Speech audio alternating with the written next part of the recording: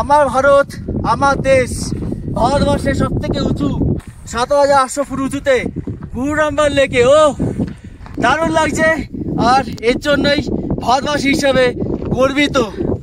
আজ 2024 সালের 11ই ডিসেম্বর, 10 তারিখে খুলে গেছে গুরুডম্বার লেক। আর আমি আপডেট নিয়ে চলে এসেছি তোমাদের জন্য একদম গুরুডম্বার লেকে।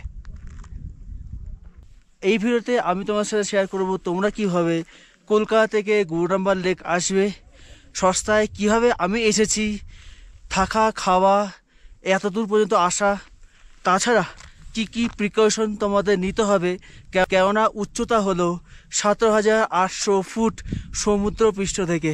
তাহলে চলো ভিডিওটা শুরু করা যাক। বেরিয়ে পড়লাম গুরুডম্বারে। ও আর চারিদিকে বরফ, দারুণ লাগছে, দারুণ। চারিদিকে বরফ আর বরফ, কি সুন্দর জানা লাগছে। ও এত সুন্দর বরফ পাবো ভাবতে পারিনি। দারুণ দারুণ দারুণ লাগছে, বরফ পুরো ভর্তি, দেখো কতটা। আর শুধু রাস্তা বরফ আর বরফ, এত সুন্দর দৃশ্য, চোখ ঘোরাতে পারছি না, এত দারুণ লাগছে। ও চারিদিকে বরফ আর বরফ, এই বরফ দেখতে হলে আসতেই হবে নরসিকিম। Good morning from Gangtok. আর এই মুহূর্তে আছে আমাদের হোটেল আকসমাস হোমে, 10ই ডিসেম্বর। আর আজ খুলে যাচ্ছে ট্যুরিস্টদের জন্য গুরুডম্বার লেক, যেটা হচ্ছে ভারতবর্ষ তথা পৃথিবীর সবথেকে উচ্চতম লেক, গুরুডম্বার লেক। আর আমি কিন্তু এই ট্যুরটা করছি পথের সন্ধানের ট্যুর অ্যান্ড ট্রাভেলের সাথে। তো প্যাকেজ অলরেডি স্টার্ট হয়ে গেছে, সকালবেলা ব্রেকফাস্ট করে নিয়েছি আমি আমাদের হোটেলে আকসমাস হোমে। তো তোমরা অনেকেই জানো বড় গাড়ি কিন্তু এই গ্যাংটক শহরের ভেতর থেকে যায় না, তো তার জন্য আমাদের চলে যেতে হবে ছোটো গাড়ি করে বাজার স্ট্যান্ডে। বাজার স্ট্যান্ড থেকে তারপর আমরা বড় গাড়ি নিয়ে বেরিয়ে যাবো নরসিকিমের উদ্দেশ্যে। তো গত ভিডিওতে তোমরা দেখেছিলে আমি নরসিকিম গেছিলাম লাচুংয়ে, সেখানে ইয়ামতাং ভ্যালি, 0 পয়েন্ট, সেগুলো তোমাদের যখন খুলেছে ফার্স্ট ডে ফার্স্ট শো দেখিয়েছি। আর আজকে কিন্তু ফার্স্ট ডে ফার্স্ট শো তোমাদের দেখাতে যাচ্ছি একদম গুরুডম্বার লেক, কারণ আজকে থেকে কিন্তু 10ই ডিসেম্বর গুরুডম্বার লেক ওপেন হয়ে যাচ্ছে সকলের জন্য। তো ছোটো গাড়ি নিয়ে আমরা বেরিয়ে পড়লাম বাজার স্ট্যান্ডের উদ্দেশ্যে। এখন বাজার স্ট্যান্ড যাবো, আর ওখান থেকে গাড়ি নিয়ে বেরিয়ে পড়বো লাচুংয়ের উদ্দেশ্যে। তো আমরা এসে পৌঁছলাম বাজার স্ট্যান্ড, আর এই বাজার স্ট্যান্ড থেকে কিন্তু লাচুং, লাচেন সব জায়গায় গাড়ি ছাড়ে। তো ঘড়িতে ঠিক 11:16, আর আমরা বেরিয়ে পড়লাম বাজার স্ট্যান্ড থেকে গুরুডম্বরের উদ্দেশ্যে।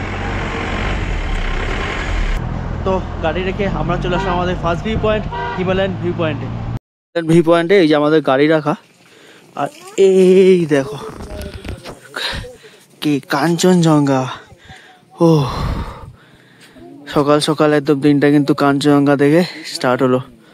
এই দেখো চূড়াটা কাঞ্চনজঙ্ঘা। তো লাচেন যাওয়ার পথে কিন্তু সকাল সকাল আমাদের সাথে দেখা হয়ে গেল কাঞ্চনজঙ্ঘা। তো চলে আসলাম আমরা আমাদের next tourist point butterfly waterfalls.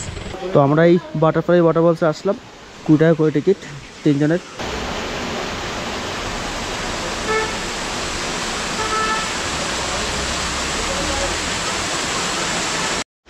তো এই জাস্ট ওখান থেকে হেঁটে আসলাম, এই হচ্ছে ওয়াটারফলস।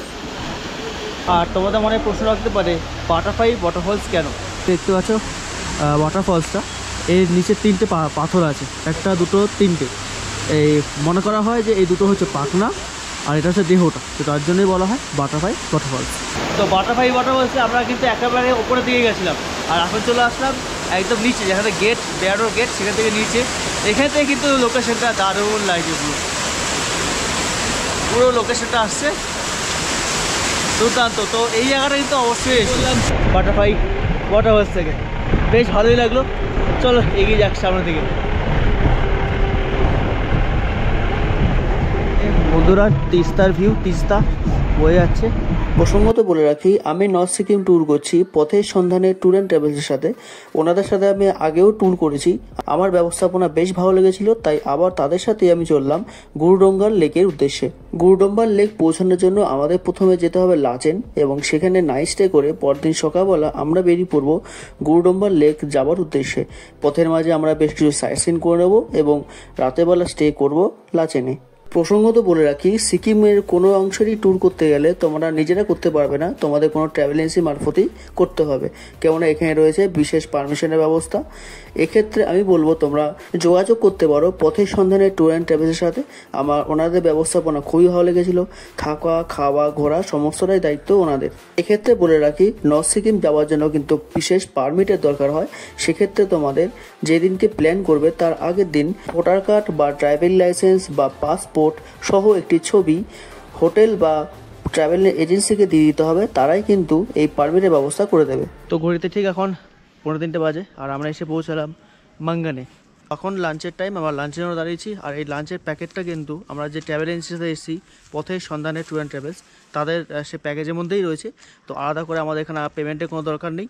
তো তোমরা আসবে যখন তোমাদের কোনো পেমেন্টের দরকার নেই। এখানে আমরা লাঞ্চ করবো, তারপর বেরিয়ে পড়বো চুংথান হয়ে আমরা যাব কিন্তু লাচেনের উদ্দেশ্যে। তো খাবার নিয়ে নিলাম, বুফে সিস্টেমের খাবার নর্মালি রয়েছে ভাত, ডাল, একটা সবজি আর রয়েছে চিকেন। তো সবাই মোটামুটি আমরা বসে বলেছি, তো খাবারটা খেয়ে নেওয়া যাক। তো বেশ সুন্দর লাঞ্চটা করে নিলাম, কিন্তু চিলি চিকেন ছিল 3 পিস, বেশ ভালো খেতে বুফে সিস্টেমে। আর চিলি চিকেনটা বাদ দিয়ে তোমরা ভাত বা তরকারি এগুলো সব কিন্তু একবারে বেশি নিতে পারো, কোনো অসুবিধা নেই। চলো এবারে আমরা বেরিয়ে পড়ি, আমাদের গাড়ি রেডি হয়ে গেছে। আমরা এবারে যাব লাচেনের উদ্দেশ্যে, যাব কালকে সকালবেলা গুরুডোংমা। চলো, ভয়ের চিন্তার কোনো কারণ নেই, রাস্তাঘাট কিন্তু একদম আগের থেকে অনেক ভালো হয়েছে। Hats off to BRO, thank you যে আমরা ট্যুরিস্টরা এখানে আসতে পারছি অনেক দিন পর, প্রায় 1 বছর 3 মাস পর খুলে গেছে কিন্তু আমাদের জন্য লাচেন। তো তোমরাও আসো, ভয়ের কোনো কারণ নেই, আসো। তোমাদের বলে রাখি, সকাল 10টা থেকে বিকাল 4টে অবধি কিন্তু চুংথাংয়ের পরে রাস্তার কাজ চলছে। তো ভয় ডরের কোনো কারণ নেই, রাস্তা আগের থেকে অনেক ভালো হয়ে গেছে। তো আমরা এই 4টে বাজলো, তারপর এখান থেকে গাড়ি ছাড়লো, তো আমরা এগিয়ে যাচ্ছি আগে। চুংথাং পেরিয়ে আমরা যাব কিন্তু যে জায়গায় গন্তব্যে। যারা লাচেন যাবে তোমরা লাচেন, যারা লাচুং হয়ে লাচুং যাবে তারা লাচুং। এই দেখো আগের গাড়িগুলো কিন্তু বেরিয়ে গেছে, আমরা পরপর যাচ্ছে গাড়ি এক একটা করে। তো ঘড়িটা এখন ঠিক 10টা 5, আমরা এসে পৌঁছলাম লাচেনে। এই আমাদের গাড়ি। আর ঠান্ডা কিন্তু বেশ জাঁকিয়ে -5 দেখাচ্ছে এখন, রাতেরবেলা কিন্তু সেটা আরও বাড়বে। তো চলো এবারে আমাদের হোটেলে চলে এসেছি, হোটেলে যাওয়া যাক। তো এই হচ্ছে আমাদের আজকের আস্থানা হোটেল লাচেনে। চলো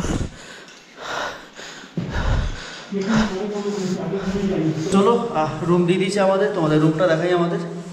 তো আমরা আছি এই রুমটাতে, আমরা 3 জন রয়েছি। তো 3 জনের জন্য বাহ কি সুন্দর রুমটা দেখো, বেডটাই দেখো না, এই একটা সিঙ্গেল বেড আর একটা ডবল বেড। এখানে রয়েছে একটা বসার জন্য, আরামসে বসার জন্য জায়গা। এই রয়েছে কাবাট, এখানে সব ঠান্ডা জিনিসপত্র এখানে দেওয়া রয়েছে। এই জানলা, এখানে একটা টেবিল রয়েছে, আর বেশ সুন্দর কিন্তু। আর এদিকে জানলাটা রয়েছে, জানলাটা খুললে বরফে পাহাড় দেখতে পাওয়া যাবে। যদি এখন রাতেবেলা কিছু দেখাতে পারছি না, সকালে দেখাবো। রুমটা কিন্তু বেশ সুন্দর। ওয়াশরুমটা তোমার যদি বলি, ওয়াশরুমটা কিন্তু বেশ বড় সুন্দর আর গিজার রয়েছে। তো এই ঘোরার পুরো প্যাকেজ, খাওয়া আর এই থাকা সমস্তটা কিন্তু এই প্যাকেজের মধ্যে রয়েছে। আর আমি তোমাদের যেমন বললাম, আমি এসেছি পথের সন্ধানে ট্যুর অ্যান্ড ট্রাভেলের সাথে। ব্যবস্থাপনা আমার বেশ ভালো লাগলো, ফোন নাম্বার আমি ডেসক্রিপশনে দিয়ে রাখলাম। তো চলো এবার ডিনারটা করে নিই, কারণ রাত হয়ে গেছে, কাল সকাল সকাল আমাদের আবার বেরাতে হবে। তো আজকে আমাদের খাবারে আছে ভাত, সয়াবিনের তরকারি আর ডিম। চলো বেশি লেট করবো না, অলরেডি অনেক রাত হয়ে গেছে, কালকে সকাল সকাল বেরোতে হবে, খেয়ে নিই। Good morning from Lachen. তো তখন ঘড়িতে প্রায় 6টা বেজে গেছে, আমাদের একটু লেটই হয়ে গিয়েছে, কেননা ঘুম থেকে উঠতে লেট হয়ে গেল। এখন টেম্পারেচার কিন্তু -3। তো চলো এবারে আমাদের গুরুডোম্বার এখান থেকে প্রায় 50 থেকে 60 কিলোমিটার, আমাদের যেতে সময় লাগবে 3 থেকে 4 ঘন্টা। তো তাড়াতাড়ি করে বেরাতে হবে। আর সকালে চা অলরেডি খেয়ে নিয়েছি, ব্রেকফাস্ট এখান থেকে করে আমরা বেরিয়ে যাব একেবারে গুরুডোম্বারের উদ্দেশ্যে। তো সকাল সকাল ম্যাগি, চলো ব্রেকফাস্টটা ফটাফট করি, বেরিয়ে পড়বো। এই হোটেলে আমরা ছিলাম, বেরিয়ে পড়ি। চলো আমাদের গাড়ি রেডি, এই গাড়ি রেডি, চলো বেরিয়ে যাও। ফাইনালি বেরিয়ে পড়লাম রুম থেকে। চলো এবারে আমাদের যাত্রা একমাত্র গুরুডোম্বার লেক।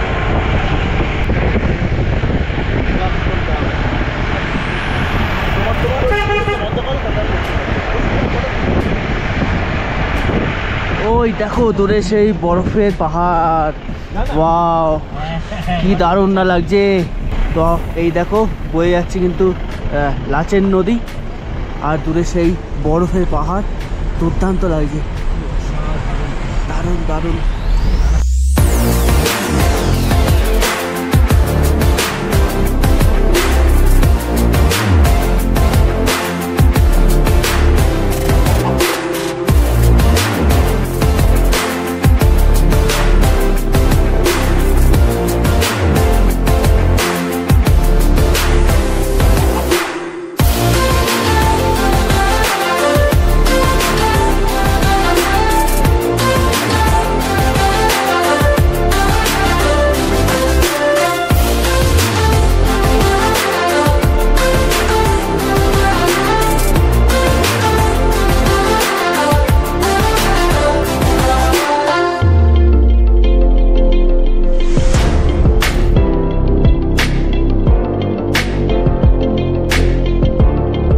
গুরুডম্বার যাওয়ার পথে পড়ে লাচেন নদী, আর ইয়ামথাং ভ্যালি যাওয়ার পথে পড়ে লাচুং নদী। তো দুটো নদী চুংথাংয়ে এসে মেশে এবং তারপরে কিন্তু তিস্তা নদী। ও কি লাগছে, বেরিয়ে পড়লাম গুরুডম্বারে। ও আর চারিদিকে বরফ, দারুণ লাগছে, দারুণ।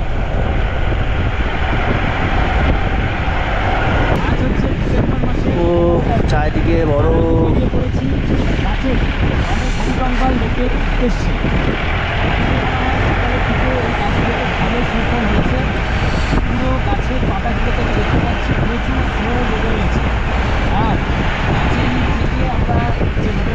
চারিদিকে বরফ আর বরফ, এই বরফ দেখতে হলে আসতেই হবে নর্থ সিকিম।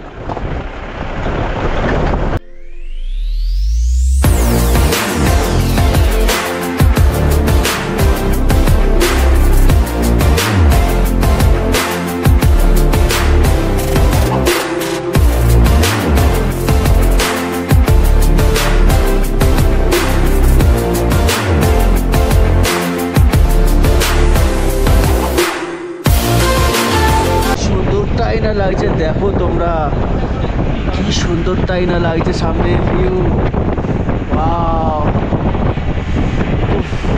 কি সুন্দরটা, হেভি মজা বন্ধুরা, মজা সত্যি। কাশ্মীরের বরফ যা দেখতে পাচ্ছ না, চলে আসো সিকিম, কাশ্মীরের বরফ এখানেই পেয়ে যাবে। তো গুরুডম্বা যাওয়ার পথে আমরা এসে দাঁড়ালাম কিন্তু এখন খাঙ্গু বলে একটা জায়গায়, আর ভিউটা জাস্ট কি সুন্দরটাই নাই লাগছে চারিদিকে। ও এদিকে দেখো, আর এই দিকটা দেখো, এদিকে হচ্ছে ভিলেজ, কি সুন্দরটাই না লাগছে, ওয়াও। আর এই যে নদী বয়ে যাচ্ছে এখান থেকে, সাদেই কি বলে ভারতবর্ষ ঘুরে নিলে গোটা পৃথিবী ঘোরা যায়, এই কারণেই বলে এত বৈচিত্র্যপূর্ণ জায়গা, বরফ, গাছপালা, নদী, কি নেই ভারতবর্ষে, এই আমার ভারতবর্ষ।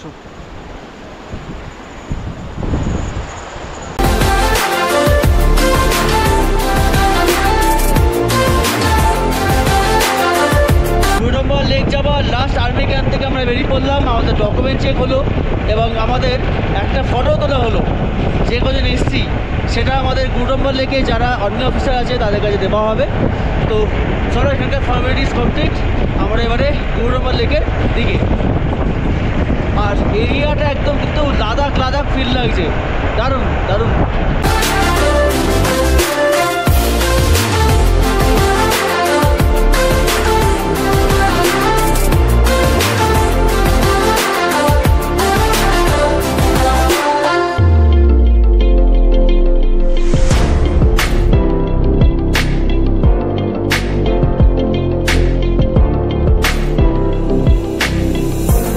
অপেক্ষার অবসান, আমাদের গাড়ি রেখে আমরা এসে পৌঁছলাম কিন্তু গুরুডম্বার লেক।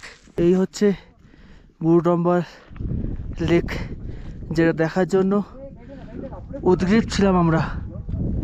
দীর্ঘ অপেক্ষার অবসান, সমুদ্রপৃষ্ঠ থেকে 17,800 ফিট উঁচুতে এসে পৌঁছালাম গুরুডম্বার লেকে। উচ্চতার কারণে শ্বাসকষ্টের প্রবলেম তো হতেই পারে, কিন্তু এই নৈসর্গিক দীর্ঘ এই দৃশ্য কখনোই ভোলার নয়। এই দৃশ্য দেখার জন্যই সেই শুধু কলকাতা থেকে আসা, আর সেটা শেয়ার করছি তোমাদের সাথে। আর যদি এই লেকের কথা বলি, গুরু পদ্মসম্ভব ওনার নাম অনুসারে কিন্তু এই লেকের নামকরণ হয়েছে। স্থানীয় এখানকার লোকেরা কিন্তু এই লেককে খুবই পবিত্র বলে মানে।